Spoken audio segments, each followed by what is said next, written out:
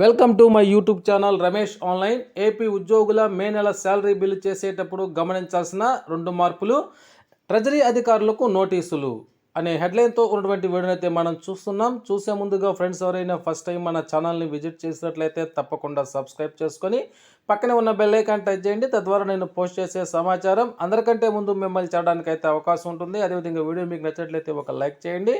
ఇక విషయానికి వచ్చినట్లయితే మే నెల శాలరీ బిల్ చేసేటప్పుడు 2 మార్పులు అయితే గమనించాల్సి ఉంటుంది. అదేంటంటే, ఒకటి, డ్రాయింగ్ ఆఫీసర్స్ ట్రెజరీ వారికి సర్వీస్ సర్టిఫికేట్ని సమర్పించాల్సి ఉంటుంది మొదటిది. అదేవిధంగా ప్రాన్ నంబర్స్ను కూడా సమర్పించాల్సి ఉంటుంది.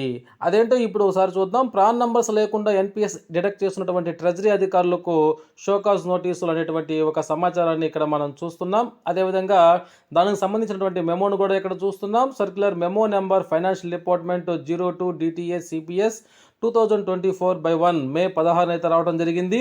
The STO DDO wise list of employees for whom PRAN numbers are not available is enclosed to this memo as annexure. They are directed to go through the annexure and obtain furnish the PRAN number, duly verifying the correctness of the PRAN number in the NSDL portal.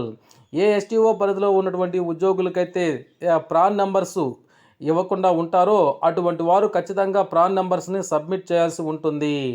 అది they should submit their report on are before 25/5/2024 మే 25 లోపు అయితే ఆ యొక్క PRAN నెంబర్స్ని submit చేయాల్సి ఉంటుంది అని ఇక్కడ మనకి DTA director of treasuries and accountants Mohan Rao గారు అయితే మనకి ఈ విధంగా పంపడం జరిగింది. దీన్ని మోస్ట్ అర్జెంటుగా కూడా స్వీకరించాల్సిందని ఆయన చెప్పడం జరిగింది మిత్రులారా. Okay friends, thank you for watching my videos.